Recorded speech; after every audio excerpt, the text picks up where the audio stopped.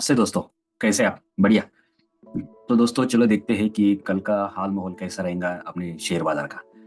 तो दोस्तों अगर हम देखें तो अगले कुछ दिनों से मतलब अगर देखा जाए तो कम से कम 1 सितंबर 2024 के बाद में जो शेयर मार्केट गिरना शुरू हुआ है, उसके बाद से जो लाल लाल हो चुका है, बहुत ज्यादा लाल हो चुका है। और उसकी वजह से बहुत से लोगों के जो पोजीशंस अटके हुए हैं या कोई लॉस में चल रहा है। तो दोस्तों अभी आगे ये लाल लाल रहेगा या हरा रहेगा शेयर मार्केट? तो क्या प्रिडिक्शंस हो सकते हैं? तो जो एनालिसिस अभी किए हुए हैं आपके लिए, जो सबके लिए है, कि आगे शेयर मार्केट का रुझान कैसे रहेगा, कि आगे ये बढ़ने वाला है या कब तक बढ़ेगा, कब तक नीचे गिरेगा, या फिर इसमें और कितने दिन तक हमें ये लाल देखने की आशंकाएं हो सकती है। तो दोस्तों इस पे बहुत से कारण भी हैं। एक तो सबसे बड़ा कारण है कि ग्लोबल क्राइसिस जो हो रहा है, वो भी जो फिलहाल ही जो हमारी इंडियन इकोनॉमी के जो रेपो रेट्स थे वो आ चुके हैं, इनका जीडीपी और जो इनका महंगाई दर है थोड़ा सा बढ़ा हुआ है लास्ट महीने से, तो उसका भी एक थोड़ा सा इम्पैक्ट हुआ है। उसके बाद में जो अमेरिका के जो इनके इलेक्शंस थे दोस्तों, तो उसकी वजह से भी एक थोड़ा सा सेटबैक मिला हुआ है, ताकि उसकी वजह से थोड़ा सा शेयर मार्केट नीचे आया था। उसके बाद में जो रशिया यूक्रेन है और अभी भी युद्ध चल ही रहा है, जिसकी वजह से थोड़े बहुत दिक्कतें आ रही, इसराइल ईरान का भी है। तो ये थोड़ा सा इम्पैक्ट शेयर मार्केट में पिछले 2 महीनों से थोड़ा ज्यादा पड़ा है, तो उसकी वजह से भी ये थोड़ा सा नीचे है। और एक कहते हैं ना दोस्तों कि एक थोड़ा सा जो है हेल्दी करेक्शन होना चाहिए, तो उस हिसाब से एक हेल्दी करेक्शन भी अभी तक 10% तो हो चुका है ऑलमोस्ट। तो उसके बाद में भी आगे कितना हो सकता है, चांसेस है या नहीं? तो मेरे हिसाब से अगर दोस्तों देखते हैं तो अभी भी थोड़े से चांसेस है कि करेक्शन और आ सकता है। तो कितना करेक्शन दोस्तों आ सकता है? तो अगर हम देखा जाए तो अभी ये जो मूविंग एवरेज आपको देख रहा है, इनका ब्लू लाइन वाला, ये ब्लू लाइन वाला जो मूविंग एवरेज है, ये हम पूरा डाटा जो देख रहे हैं सर, ये जो है इनका वीकली पे देख रहे हैं। तो वीकली पे अगर आप देखते हैं तो ये ब्लू लाइन का जो मूविंग एवरेज है, ये अभी तक जितनी भी बार टच किया हुआ है उसके बाद में फिर से निफ्टी ऊपर चढ़ा है। तो आप ये देख लेते, हमने कब कब ये बार किया, तो ये 2 बार हो गया। तो यहाँ पे जब हुआ था तो ज्यादा नहीं हुआ था, थोड़ा सा बिल्कुल नीचे आया था, फिर से ऊपर चला गया 2-3 हफ्ते बाद। उसके बाद में अगर हम देखते हैं तो कोविड के टाइम पे इसको ब्रिज किया था, उसके बाद में तो उसने 200 डे का जो मूविंग एवरेज है वो भी ब्रिज किया था। उसके बाद में 4-5-6 महीने के बाद में अच्छा सा भी रैली हमें मिला है। उसके बाद में अगर देखते दोस्तों तो यहाँ भी एक इस ब्लू लाइन मूविंग एवरेज जो है उसको टच करके फिर से वापस ऊपर आया हुआ है। तो ये बहुत सी बार अगर हम देखा जाए तो उसको टच करके ये हमेशा ऊपर गया हुआ है। तो ये अगर आप देख सकते हैं तो एक अच्छा सपोर्ट है। मतलब अभी तक देखते हैं तो 2016 के बाद में जितनी भी बार इसने ये मूविंग एवरेज को टच किया है, हल्का सा नीचे 1-2 हफ्ते रुकने के बाद में ऊपर गया है, या तो फिर उसी वीक में या अगले वीक में ये ऊपर चला गया है। तो देखते उसके 2016 से पहले अगर देखें तो 2016 से पहले नवंबर में ये थोड़ा सा नीचे आया था, फिर उसके बाद में 200 मूविंग एवरेज को टच किया था पहली बार। उसके बाद में ऊपर गया हुआ है। मतलब अगर हम देखते थे, अगर ये ब्लू लाइन अगर क्रॉस करता है मूविंग एवरेज और फिर 200 तक अगर ये आता है, तो कितना हफ्ता लगता है? तो कम से कम अगर हम देखते हैं तो नवंबर 15 से लेकर कम से कम फेब्रुआरी 16, मतलब 3-4 महीने का ये टाइम पीरियड ले लेता है थोड़ा सा ऊपर जाने के लिए। अगर हम देखते हैं और हिस्ट्री अगर हम दोस्तों देखते हैं तो मूविंग एवरेज को भी टच करके ऊपर गया हुआ है वीकली 2013 में। उसके बाद उसके पहले 2012 में तो ये तो अगर हम देखिए दोस्तों तो मार्केट जितनी भी बार नीचे आया हुआ है, ये हमारे मूविंग एवरेज जो है ब्लू लाइन वाला, उसको पकड़ा हुआ है। फिर उसके बाद में उसने 200 को किया हुआ है, टच किया हुआ है, फिर उसके बाद में रैली दी हुई है। अगर हम देखते हैं लॉन्ग टर्म का, अगर हम देखते हैं कि साइडवेज का जो मार्केट अगर हम देखें, तो दोस्तों ये लॉन्ग टर्म का साइडवेज मार्केट तो बहुत पहले था। उसके बाद में अगर हम देखें तो ज्यादा नहीं है, ज्यादा वक्त तो उसने नीचे बिता हुआ है 2008 से लेकर कम से कम 2014 तक। मतलब ये जो 6-7 साल है, इसमें ही उसने बहुत बड़ा साइडवेज का जो है बिताया हुआ है इसमें। लेकिन वो साइडवेज में भी वो अपर तक, मतलब ऐसा नहीं कि पूरा साइडवेज रहा है, ये थोड़ा सा ऊपर नीचे होके ऊपर भी गया हुआ है। तो ये एक थोड़ा एडवांटेज है। और अगर उसके बाद में अगर हम ये देखते हैं मंथली पे, अभी हम इस पे देख रहे हैं तो ये देखिए, अगर मंथली पे अगर 2009 में अगर उसने ये हमारी मूविंग एवरेज को टच किया हुआ है, ब्लू को, जो कि 61 का मूविंग एवरेज है दोस्तों, मैं ये भी बता देता हूँ आपको।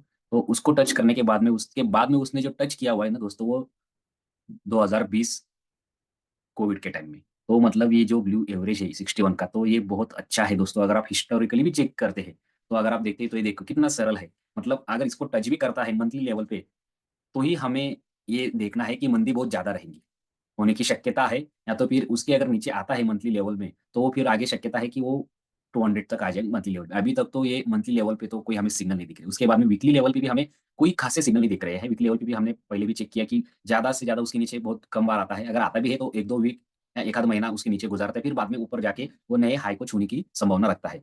अगर हम डेली लेवल पे देखिए दोस्तों, तो डेली लेवल पे बहुत ही ज्यादा हमें विप्सअप दिखेंगे। मतलब कुछ ऐसी बातें दिखेंगी कि यार यार अभी तो एकदम से घबरा गए हैं, अब क्या होगा।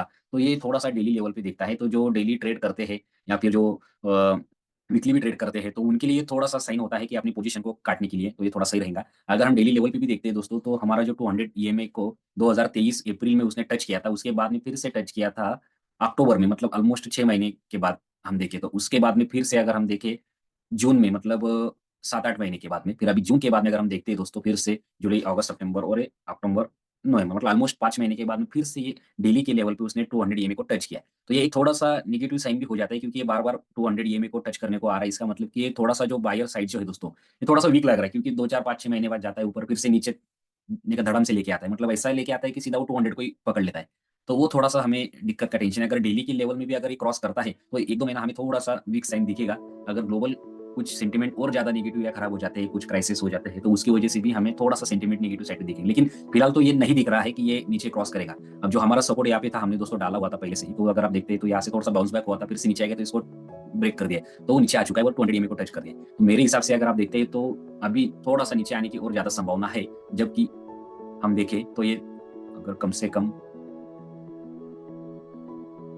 22,500 के आसपास आने की और ज़्यादा संभावना है, क्योंकि मेरे हिसाब से जो डाटा है, जो ओआई एनालिसिस करके देखा हुआ है, जो बहुत लोगों की जो पोजीशंस है, वो 22,000 तक दिख रही है। उसके बाद में जो ये इंडिकेटर्स हमें दिख रही है, एमएसीडी है, आरओसी है, आरएसआई है, तो ये भी थोड़ा-सा वीक साइन पे दिखा रहा है डेली के लेवल्स पे। तो ये हमें थोड़ा-सा चिंता की बात है। जो देखिए, जो लॉन्ग पोजिशनर है दोस्तों, मतलब जो इन्वेस्टर्स हैं, वो जो बहुत लंबा समय तक 6 महीने, 1 साल के लिए स्टॉक रखते हैं, तो वो थोड़ा स्पेसिफिक अपने स्टॉक के ऊपर भी ध्यान दीजिए कि वो कितना उनका वीकनेस चल रहा है। अगर फंडामेंटली स्ट्रांग है तो हमें कुछ ज़्यादा डरने की ज़रूरत नहीं है। अगर बहुत ही ज़्यादा पोज़ीशन है तो आप थोड़ा-सा हल्का भी कर सकते हैं अपने हिसाब से। लेकिन अभी वीकली लेवल पे तो ये जो क्राइसिस है, अभी थोड़ा-सा 22,500 तक आने की संभावना तो हमें दिख रही है दोस्तों।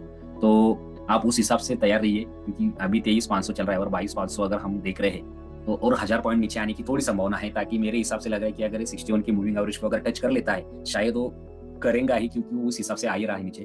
तो और 10 या 7-8% का जो करेक्शन है, शायद हमें और ज़्यादा मिल सकता है। तो 22,500 और 23,500 के बीच में थोड़ा-सा रेंज बाउंड रहेगा 1 आध महीना। और निकट दिसंबर में भी अगर आप दोस्तों देखते हैं तो ये जो लास्ट वीक जो होता है, वो अमेरिकन बाजार का वो पूरा बंद रहता है, क्योंकि क्रिसमस की छुट्टियाँ होती है, तो वो उस टाइम में भी थोड़ा स्लो हो जाता है। तो थोड़ा-सा सेंटिमेंट भी उस टाइम थोड़ा स्लो रहेगा। शायद अगले साल से, ये मतलब जनवरी से थोड़े से बाजार में हमें पॉजिटिव साइन दिखने को ज़्यादा मिल सकते हैं। और अभी हिसाब से अगर देखें तो महाराष्ट्र में भी एक इलेक्शन चल रहा है, तो उसका भी थोड़ा-सा सेंटिमेंट इसमें चल रहा है, जो इलेक्शंस के हिसाब से, तो भी ये हो सकता है। तो दोस्तों, पोज़ीशन थोड़ी-सी हल्की बना के रखिएगा और अपने हिसाब से ट्रेड लीजिएगा, ज़्यादा लॉस मत कीजिएगा। स्टॉप लॉस के साथ में काट कीजिएगा। और आपको यही बताना था कि आगे तक कितना है, क्योंकि बहुत से लोग डर गए हैं इतना करेक्शन देख के, 10% जो शायद पहले इतना नहीं हुआ है, जो 5-6% तक की करेक्शन हुआ है। तो बहुत ज़्यादा करेक्शन हो चुका है, वो भी 1 डेढ़ महीने में। तो वो थोड़ा-सा डरने की बात है। तो थोड़ा-सा अभी हम देखते हैं कि 200 मूविंग एवरेज को कब तक छूता है, क्योंकि इतना जो हिस्ट्री अगर हमने देखा है, तो 200 मूविंग एवरेज को छूने के बाद में वो ऊपर जाता ही जाता है, और 61 को भी छूने के बाद में ऊपर जाता है। तो 61 तक तो हम इंतज़ार करना ही है। अगर उसको भी अगर ये ब्रेक कर देता है, तो थोड़ा-सा हमें ये चिंता करने की बात रहेगी। उसके बाद में हम थोड़ा सेंटिमेंट और रिवाइज़ कर सकते हैं। तो दोस्तों, इसका ध्यान रखिएगा। और आपको वीडियो अच्छा लगा तो अपने दोस्तों के साथ, परिवार के साथ, मित्रों के साथ आप शेयर कीजिए, ताकि हमारा जो चैनल है आपके सभी लोगों के पास पहुँचे। और अगर आपको कुछ और अच्छी जानकारी चाहिए तो हमारा चैनल देखते रहिए। अगर और कुछ किसी विषय के बारे में आपको और किसी वीडियो चाहिए है, किसी शौक के बारे में, तो आप कमेंट कीजिए दोस्तों। हम ज़रूर आपको उसके हिसाब से हम हमारा एनालिसिस आपको बताएँगे। थैंक यू दोस्तों, धन्यवाद।